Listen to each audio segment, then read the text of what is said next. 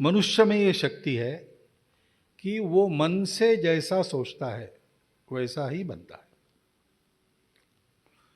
इसलिए संतों ने एक कहानी बताई है, आपने सुनी होगी, फिर से सुनिए। तो जंगल में घूमते घूमते एक आदमी रास्ता भूल गया और फिर ढूंढने लगा, तो रास्ता मिले ही नहीं। गर्मी के दिन ढूंढते ढूंढते थक गया। 11 बजे 11:30 बजे थक गया। एक बहुत बड़ा पेड़ देखा उसने, अच्छी ठंडी छाया थी उसके, वहां जाके बैठ गया और सोचने लगा। अब उसको पता नहीं, वो जो पेड़ था बड़ा, वो था कल्प वृक्ष, यानी जिसके नीचे बैठकर जो इच्छा करते हैं वो तत्काल पूरी होती है।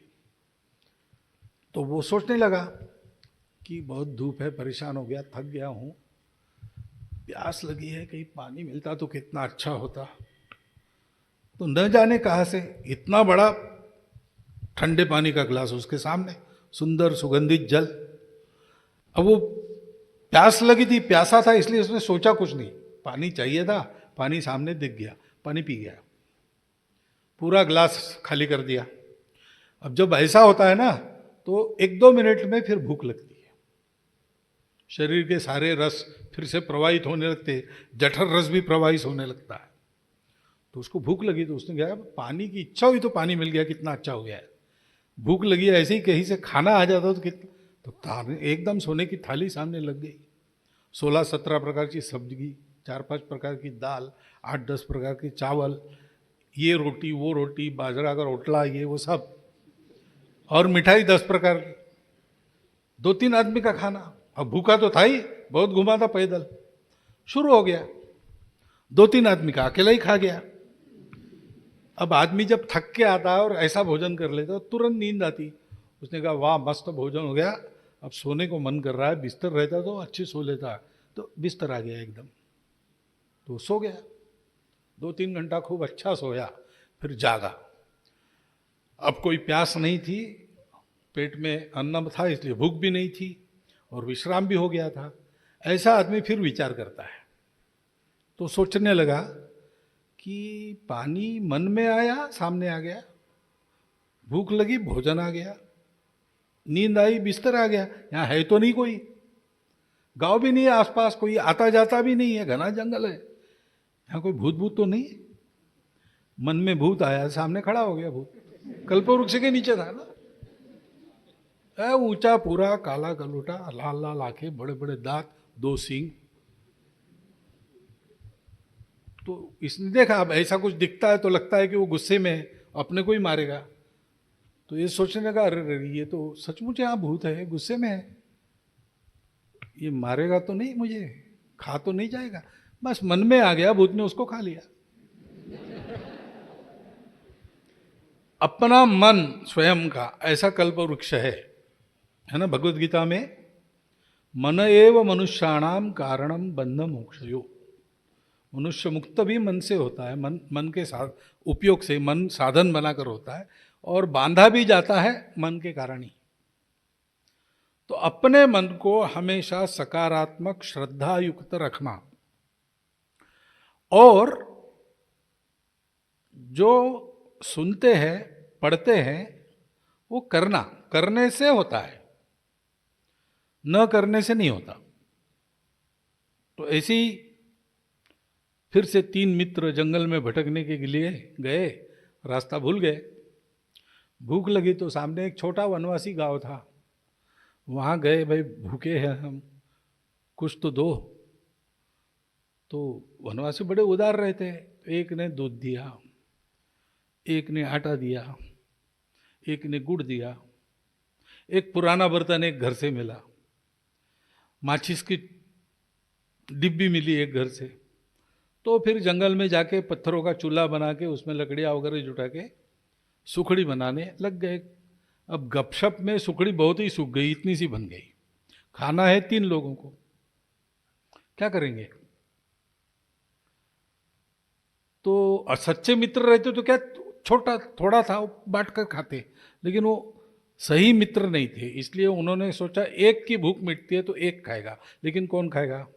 तो बोले अब खाली पेट हम सो जाएंगे। तो आदमी खाली पेट सोता है तो सपने आते हैं, तो सपने आएंगे। फिर जाग कर सपना बताना अपना, जिसका सपना सबसे अच्छा वो खीर खाएगा। ठीक है, सो गए।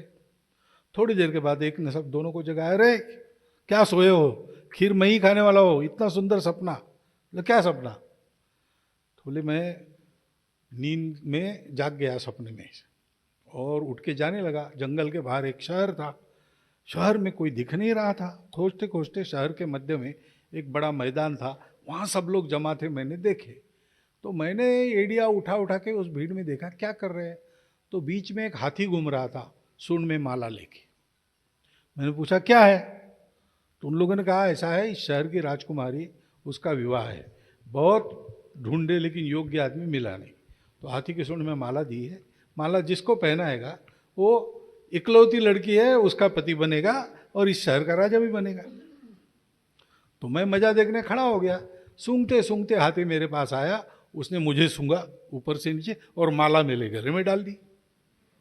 फिर क्या, लोगों ने मुझे कंधा पर लिया, जुलूस निकला, राजमहल में गए और धूमधाम से बैंड बाजे की आवाज़, पटाखों की आवाज़ में, और उस राजकन्या से मेरा विवाह हो गया। मैं राजा भी बन गया, सुंदर राजकन्या का पति भी बन गया, संपत्ति भी आ गई, और क्या चाहिए, इससे अच्छा सपना क्या होता है?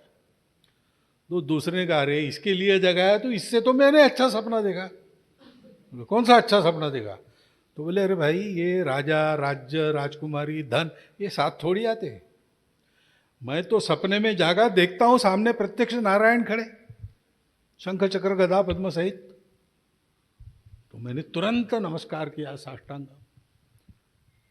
तो नारायण ने कहा कि भक्ता, हम तुम पर प्रसन्न हैं, इस जन्म के बाद तुम्हारी मुक्ति पक्की। अब इससे कोई अच्छा है? अब दो तो हो गए, तीसरा था, लेकिन वो कुछ बोल नहीं रहा था, मुंडी नीचे डाल के ऐसा। तो उनको लगा इसका सपना अच्छा नहीं, कंपटीशन में ये नहीं है, वो पूछ लो इसको। पूछा तुम्हारा क्या है? तो नहीं हमारा इतना अच्छा सपना नहीं है, आप दोनों तय करो किसने खाना, मैं तो कंपटीशन में नहीं हूँ। नहीं नहीं फिर भी बताओ, तीनों का सपना सुनने के बाद ही निर्णय होगा।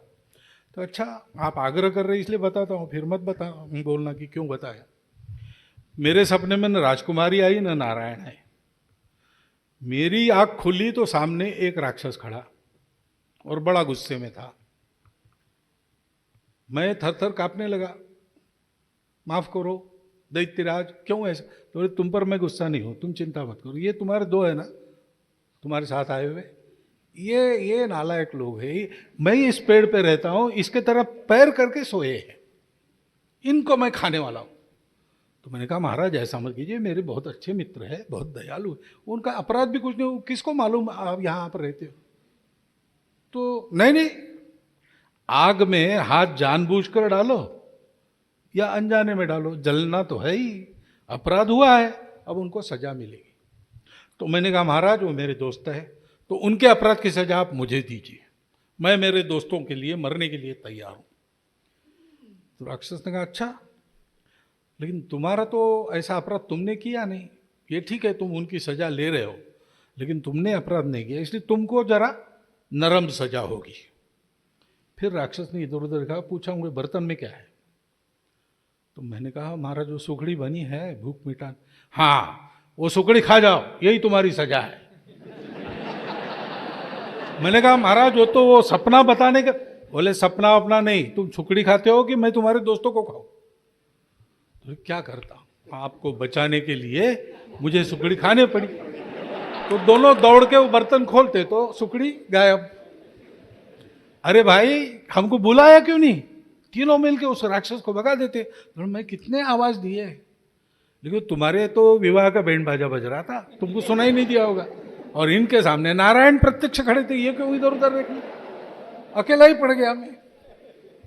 मतलब क्या है, ये सारी बातें जो है सुनने को अच्छा लगता है, पूछने को अच्छा लगता है, करना महत्व की बात है। जो अच्छा सोचते हो वो करना प्रारंभ करो तो जीवन बन जाएगा, करने से होगा। भारत की सेवा करना शुरू करो, हो जाएगा। थोड़ी इधर उधर गलती, राह भटक गई तो फिर से रास्ते पर आ जाओगे। करते करते सब होता है। अच्छे भाव से, श्रद्धा से, सकारात्मक बुद्धि से करो। जो सुनते हो करके देखो, सब ठीक हो जाएगा। ऐसी 2 कहानियां मैंने सुनी थी, वो मैंने बताई।